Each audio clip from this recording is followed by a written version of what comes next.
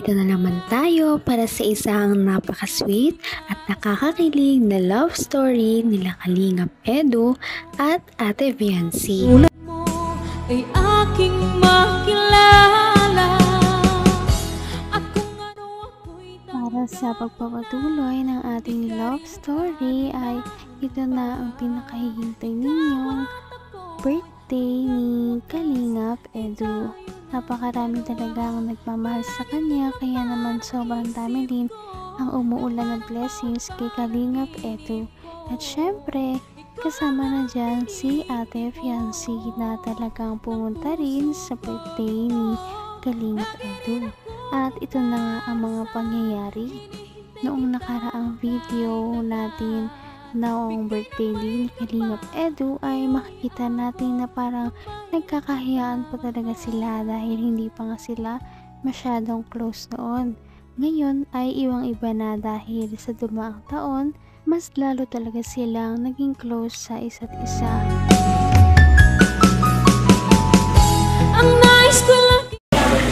Maging sweet ka ng konti. Birthday ko ngayon, no? Ano? Maging sweet ka ng konti. Alam mo yun?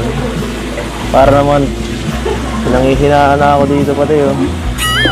Nalulumo ako dito.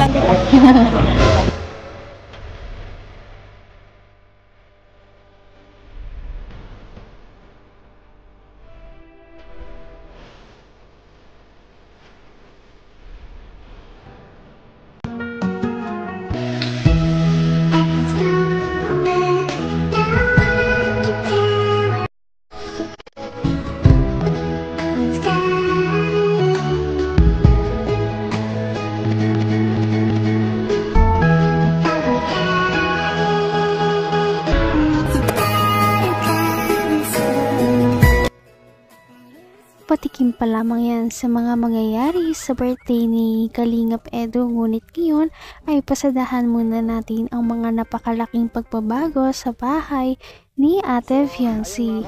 Welcome back po sa ating channel. So ngayon po, sa wakas, tapos na po ang ating pinakamalupit, pinakamahal, pinakamalaki, pinakamaganda, ano pa? Pinakamatibay, ay lahat naman po sila matitibay ng mga pabahay natin.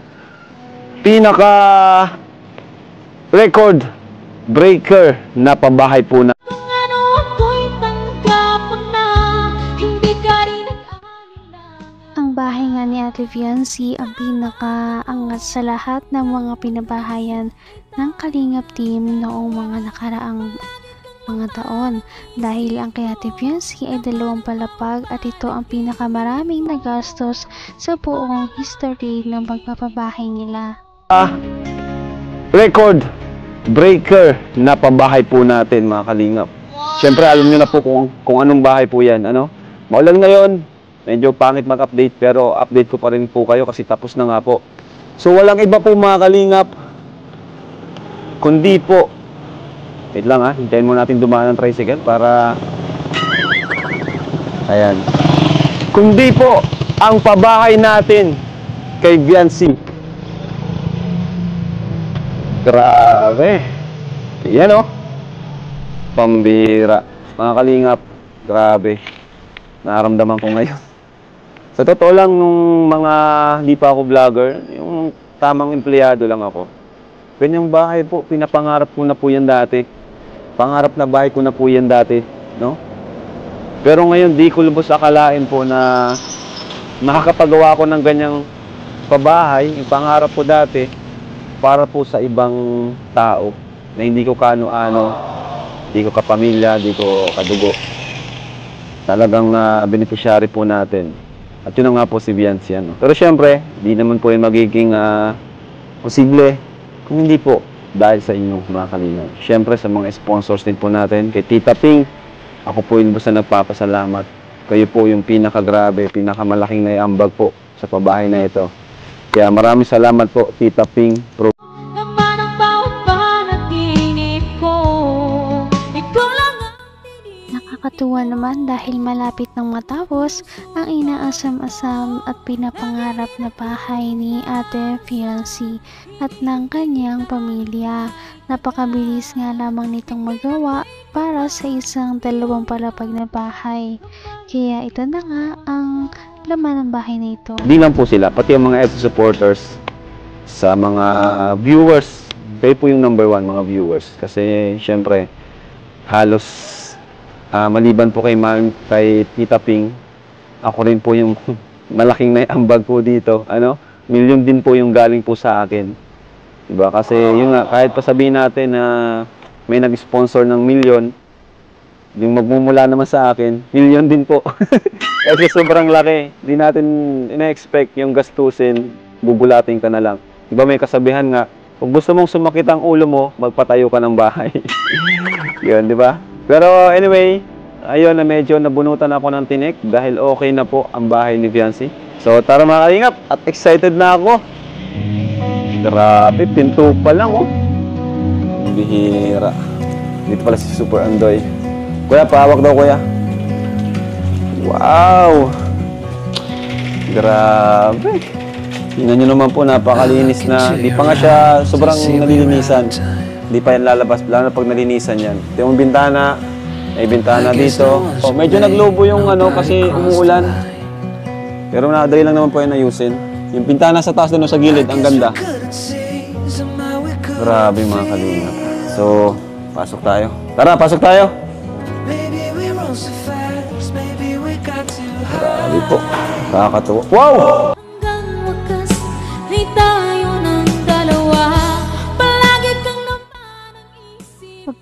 Pagpasok pa lamang ng bahay nila Ate Viancy ay bumubungad na ang napakagandang tiles nito.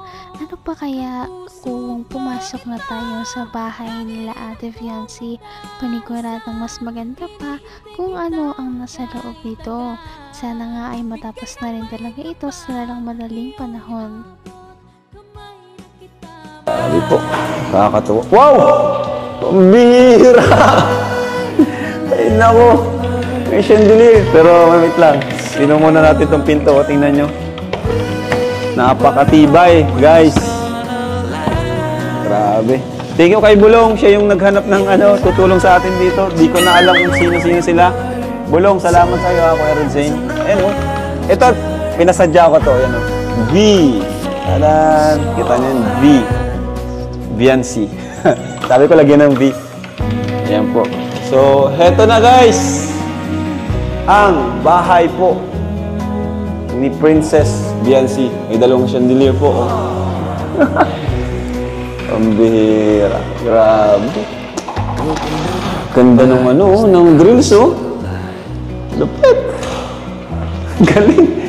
Ay, nako. Grabe mga kalingap. Dream house po siya.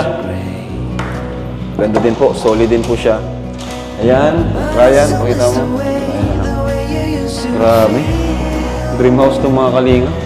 May mga sobra pa dito. Ito ang mga sobra. Pwede yan sa kung mapatayo pa tayo ng dyan sa labas. Dirty kitchen. Ayan.